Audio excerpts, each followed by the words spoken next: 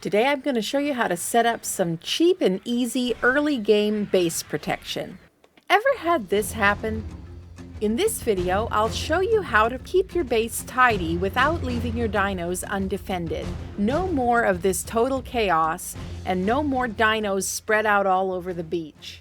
I'll show you a very simple technique for setting up your protection dinos effectively. This is a method that is useful from early game all the way into late game. I call this technique using anchor dinos.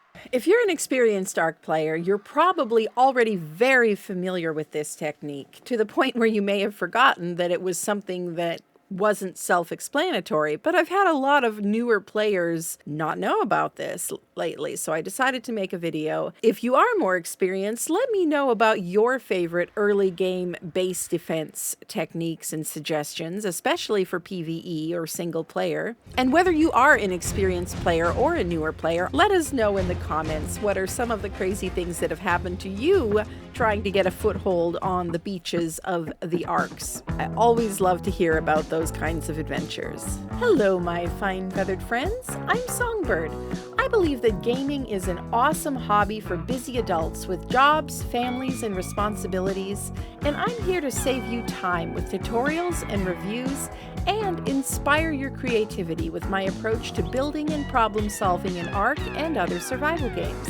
Come join my flock and forget about your stress for a while. Before we get into it, just one very quick shout out to this video's sponsor, the Ark Animated Series skin set. I hope you enjoy the fun cartoon skins that are on all my dinos in this video. First, we're going to talk about how to set up anchor dinos and the benefits of using them. And then we're going to talk about using anchor dinos on the go as opposed to just at your home base. And then we're going to talk about water anchors, water dino anchoring. And then we're going to talk about gathering dinos. I hope you'll stay until the end when I talk about the retirement plan that I have for dinos that I don't need anymore.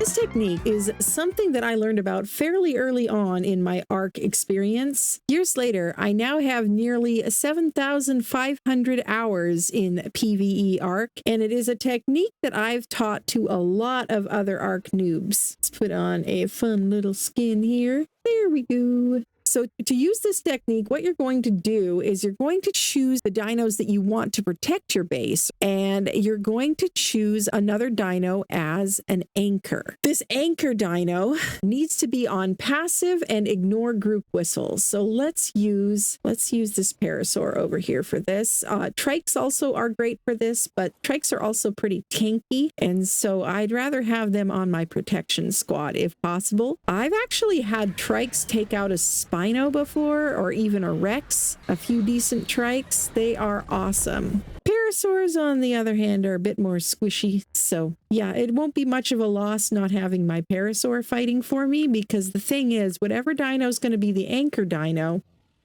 you want to have it on, go into the behavior wheel, and you want it to be on passive and onto ignore group whistles. Some people just use ignore group whistles for most of their dinos because of the nightmare that is accidentally hitting follow all in a crowded base. But follow all can actually be extremely handy, and so I don't usually recommend that. Instead, I'm actually going to hit follow all. Just going to hit J to whistle, and now everybody's following this parasaur.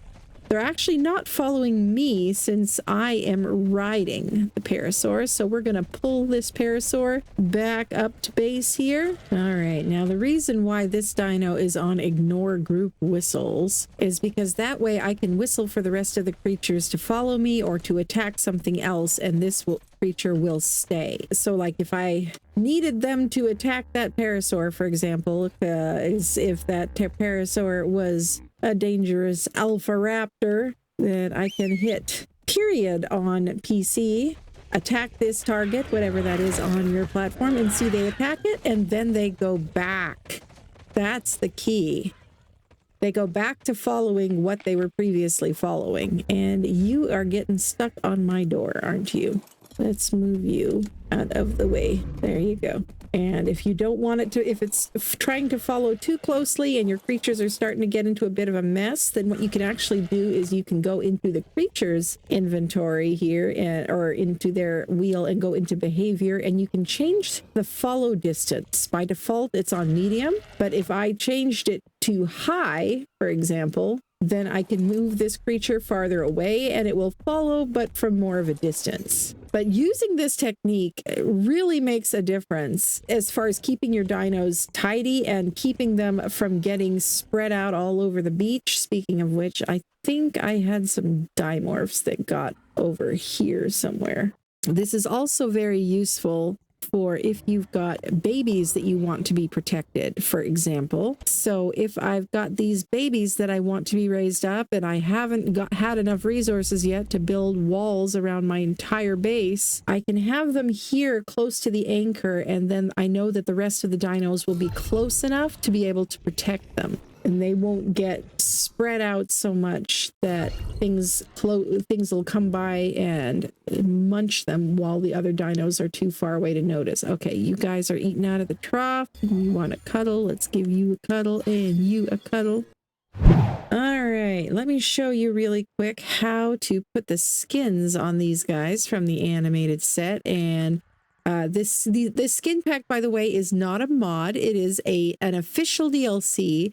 And so to purchase it, which it is $14.99 for the set, which includes over 100 different skins for characters as well as for creatures. So this is all the character skins that's got over there. And then, as you can see, there are over 100 different creature skins. And the really cool thing about them that I have been enjoying a lot as an artist and color addict is that they do echo the colors of the dinos. So I haven't individually dyed these. They follow the colors of the dino, and they will look a little different, of course, because the color regions are a little different. So let's see what this Therizinosaur here looks like with a snazzy new skin on. There we go. We just have to double click it in there and it'll put it on. Ooh, I like the stripes. Very cool. So you see it has the same colors. Some of them are in slightly different locations though. And if you've dyed the saddle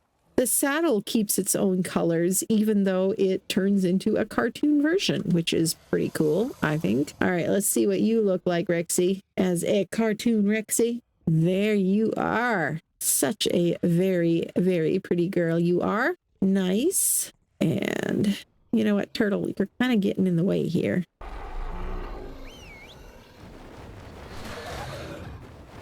Here, I have the whistle group active of just the dimorphs to start with. So here, let me actually turn that off. Got another video about whistle groups and how to set them up and how to use them. If that is not out yet, it will be out very soon. I'll put a link in here if it is out yet. And I've been able to use those whistle groups to very easily make different dinos be following different anchor dinos. So you can see I've got my dimorph pack following this parasaur over here, and that also makes it easier to spread out your guards around different parts of your base. You can use different anchor dinos in different areas, and you somehow missed getting a skin on there. There you go. Now you look snazzy. So T is follow one. That's just to the specific dino you are looking at. Just you follow. Y is just you stop following, which is also a very useful one. So for example, if I wanted to just grab one of these raptors and take it somewhere, the problem if I just jump on and ride it, excuse me, let me grab my pretty cyan raptor here. So if I just grab this guy, I can go on a lovely adventure with this raptor. But then if I jump off, the problem is it'll immediately run back to base because it was still following that anchor dino. So if you want to take a critter somewhere away from base and don't want to bring all of them, oh baby turtle, then all you need to do is put your crosshairs over just that one creature. And if you don't have crosshairs handy, just pick up any kind of weapon that will give you crosshairs like this. It just makes it easier to target what you're whistling at. And then on keyboard, you would press Y, which is you stop following. Yep. So when you are no longer following, so then I can take you out. And if I hop out of the saddle, you will stay with me and I can whistle you to just follow me so we can stay together. And oh, raptors are so fun to ride around because they are such speedy little guys. All right. They're even more fun in a pack though. So I've got another group. So make sure to watch that video about whistle groups, about how to put your raptors in a pack so you can whistle for just them. And now all the raptors are just following me and none of the other dinos are.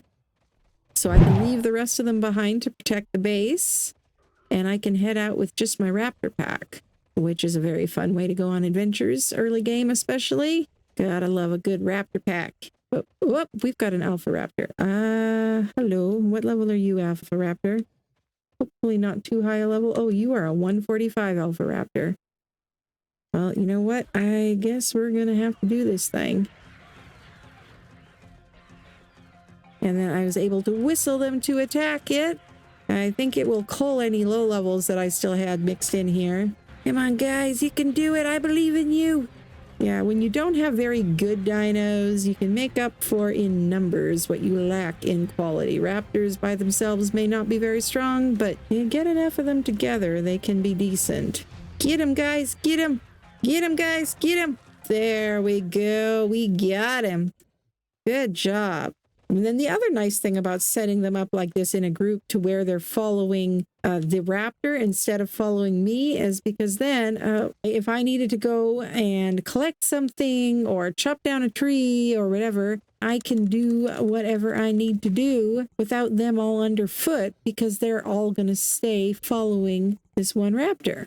And you guys did get kind of beat up, so let's head back to base. All right, and then when I get them back... All right, and now they're all following the parasaur. Let's move the parasaur out a little bit. There you go. And you can also use this technique for your water dinos. You just have to choose a creature to be the anchor that is preferably amphibious. But I've got a turtle in here as the anchor. You want to make sure that your anchor is a type of creature that does not have an oxygen stat, because you don't want to risk your anchor drowning. That would be very bad. Oh, we got our anglerfish down there too. Have to make sure you follow a little more closely, buddy. But the nice thing about this system also is that it puts all your creatures together and it makes them stay together so that the creatures like this little guy, the Diplocaulus, who are basically defenseless, it keeps him and the other similarly fairly defenseless creatures like the dolphin, the Ichthyosaurus is in here. It keeps them close to the likes of the megalodons, and especially I like using baryonyx as protection creatures. Oh, there's the dolphin. You guys are all a mess, you know that? Let's get you guys untangled a little bit. But yeah, the dolphin is also pretty defenseless, and this way the dolphin's gonna stay close to the tanky boys and we'll be safe. Yeah, what are you doing? You're sinking down lower and lower. Pretty soon everybody's gonna be at the bottom. It is a good idea also to have some flyers in the group. I like small flyers. I love the Morphodons for this, in case I haven't made that sufficiently clear.